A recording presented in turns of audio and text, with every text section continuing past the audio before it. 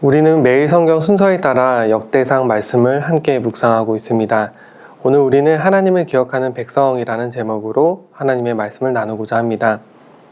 우리 인간은 기억을 통해서 살아가는 존재입니다. 무엇을 기억하느냐에 따라서 우리의 생각과 삶의 방향, 나아가 삶의 방식까지 달라집니다.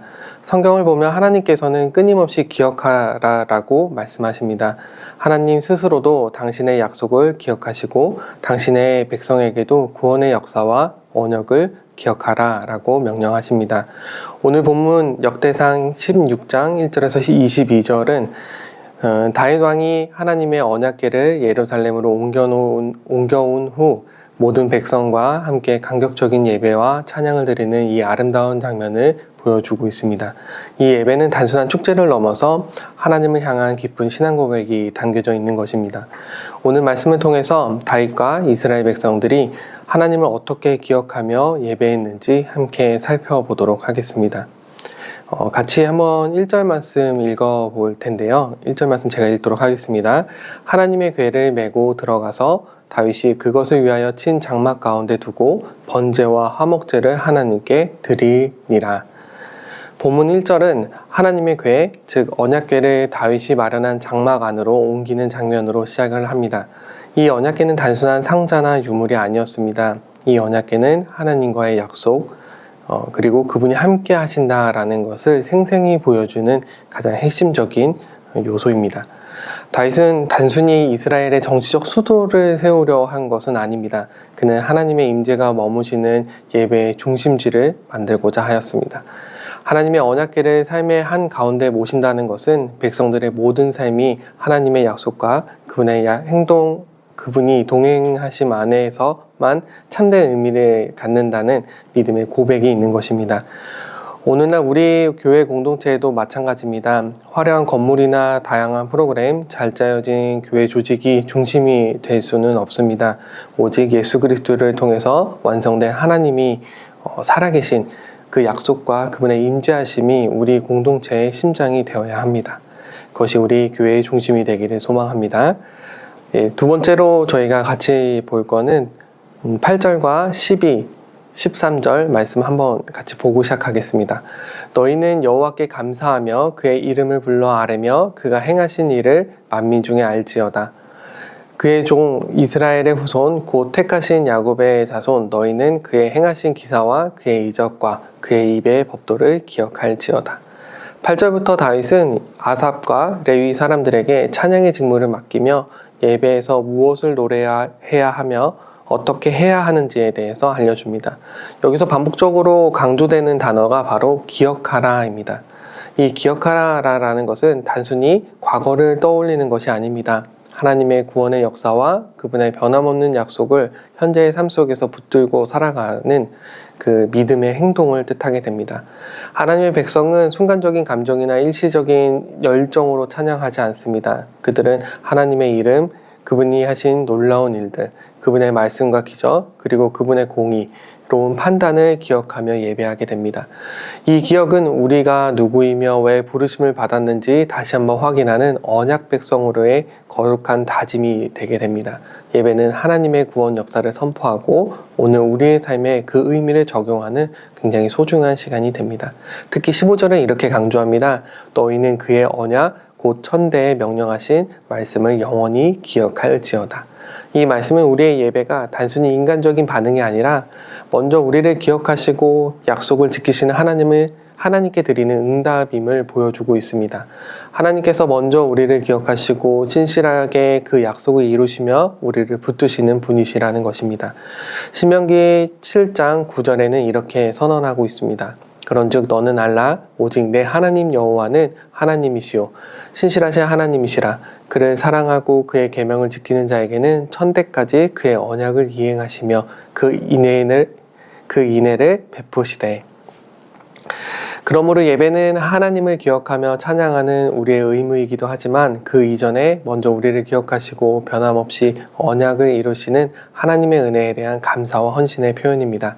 예배는 단순한 시간 보내기가 아닙니다. 예배는 하나님의 약속을 다시 한번 새기는 시간이고 우리의 정체성을 회복하는 시간입니다. 함께 하나님의 위대하심을 선포하는 시간을 갖는 그 예배의 자리가 되기를 소망합니다.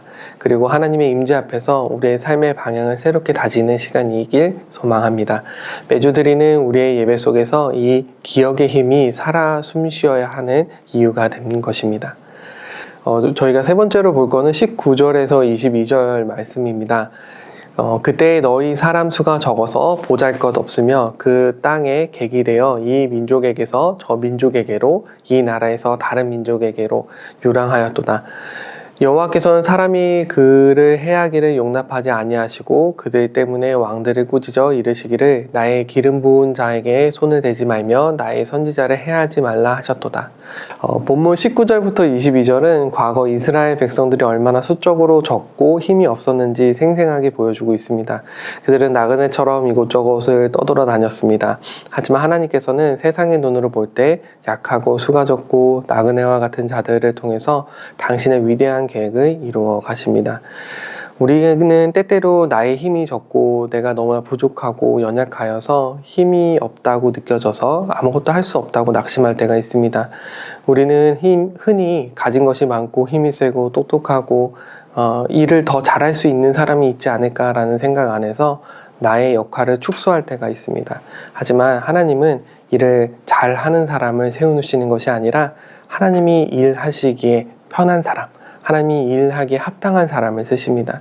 내가 일하기에 편하고 합당한 사람이 되어야 한다는 것입니다. 하나님께 순종하고 하나님을 신뢰하고 하나님의 힘을 믿는 사람, 하나님이 어떤 분이신지를 아는 사람에게 하나님의 그 힘이 이루어지게 됩니다.